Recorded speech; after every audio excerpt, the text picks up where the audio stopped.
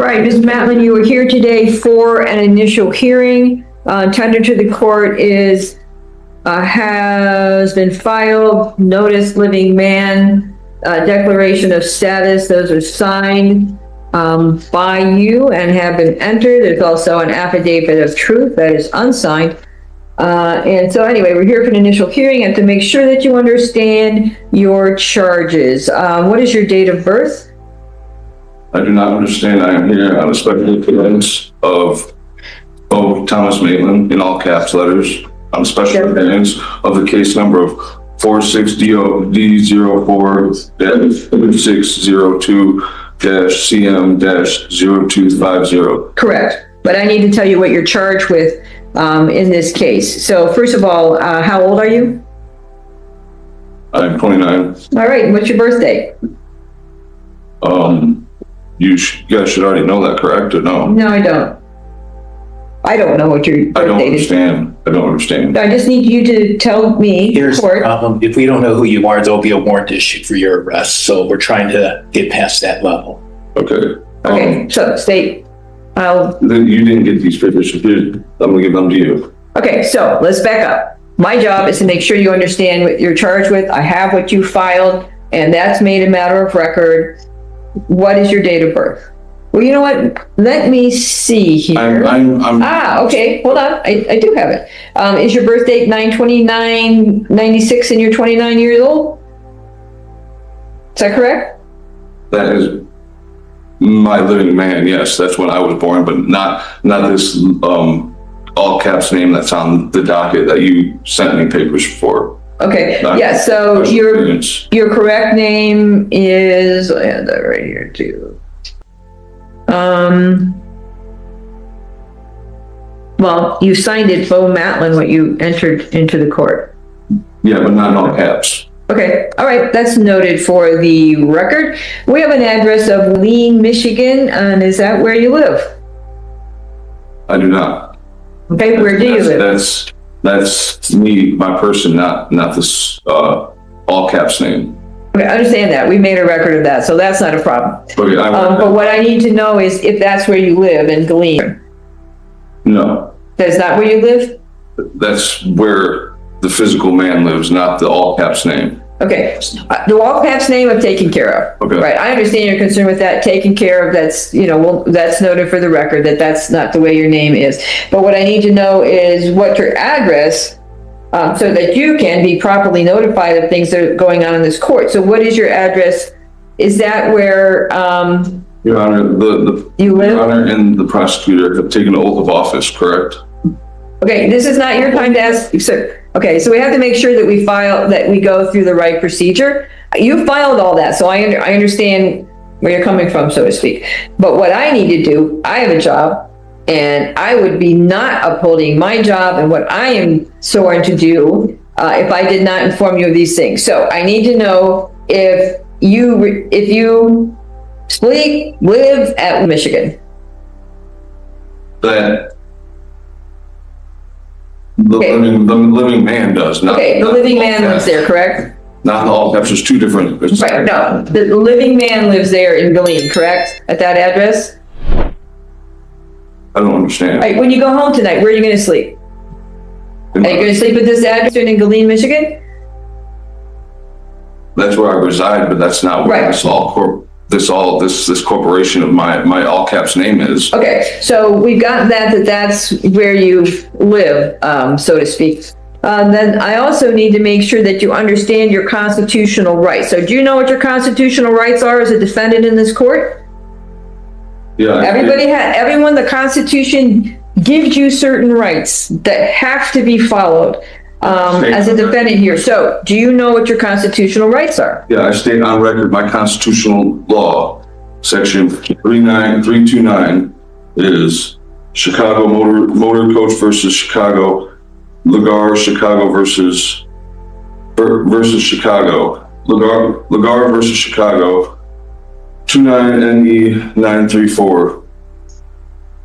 Okay, that obviously is not a case that would be applicable here because this is Indiana, but I need to make sure that you understand that you have the right to assistance of a lawyer if you want one. If you intend to hire one, you have to do within 10 days. And if any deadlines are missed or legal issues or defenses that could have been raised could be waived or given up. If you're unable to afford a lawyer, the court will appoint one for you. You have the right to a speedy and public trial to the judge or jury. And if you want a jury trial, there has to be a written demand with the court 10 or more days before the trial date. You have the right to require the state to prove the elements of the charge against you beyond a reasonable doubt at a trial in order to obtain a conviction against you. And throughout these proceedings, you are presumed to be innocent. You have the right to hear and cross-examine all witnesses appearing against you. You have the right to require witnesses to be present at any hearing or trial to testify on your behalf. And the court would assist you in that right by issuing subpoenas. You have the right to remain silent. You cannot be compelled to make any statement or testify against yourself at any hearing or trial. Anything you do say could be used against you. You have the right to be tried in the county in which this offense allegedly occurred. You have the right to appeal to a higher court if convicted. You have the right to demand the nature and cause of accusation against you and to have a copy of the information. If you plead guilty, you would give up those rights. Now, I'm not going to ask you if you agree with those things. I'm going to ask you if you understand what it is that I just read. I do not understand. Okay, what don't you understand? That was wrong. Well, I mean, I just stated where I stand. Understand, but Understand. okay, those are your rights under the Constitution of the United States of America, as well as the Constitution of the state of Indiana. I am not going to ask you if you agree to them. I'm not going to ask you if you think they apply to you. I just want to make sure you understand those are your rights, if you choose to accept them or not. Those are your rights in this country, in this state. Do you understand that? I do not understand. Okay. We'll make for the record that you don't understand that. Also, that those rights have been read out in court, and so that you have been apprised of them.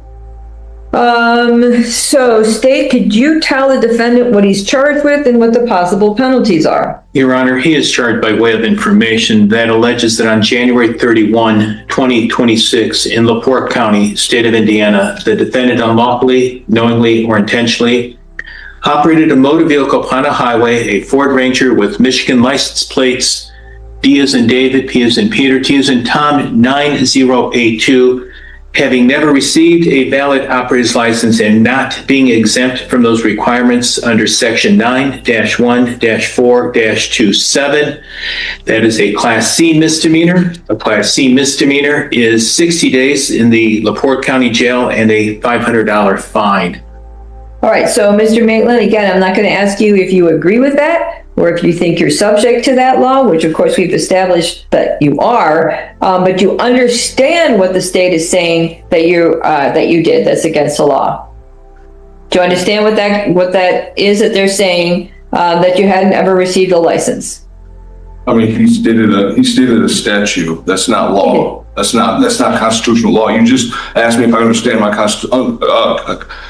constitutional law, and I do understand my constitutional law. And what he stated is a statute that doesn't apply. Okay, so let me stop you there. So the statutes are pursuant to the Constitution. We can have no statute that violates the Constitution of the United States or the state of Indiana. So you can make your arguments on the law. All I need to know is if you understand what the prosecutor said. I do not. I do not understand. Okay, so what the prosecutor did, the prosecutor read to you what they have charged you with, the state of Indiana, what they charged you with, and what the penalty could be for you. That's right. So we're going to make a record that was read clearly out to you, and as the charge and the possible penalties, so that has been done on the record. I'm going to enter a preliminary plea of not guilty for you. And are you going to hire a lawyer, represent yourself, or ask for the public defender? I'm going to represent myself. Okay, all right, we'll make a record of that. I do need to tell you, however, you have the constitutional rights to represent yourself in this court. However, you will be going against the state, and they are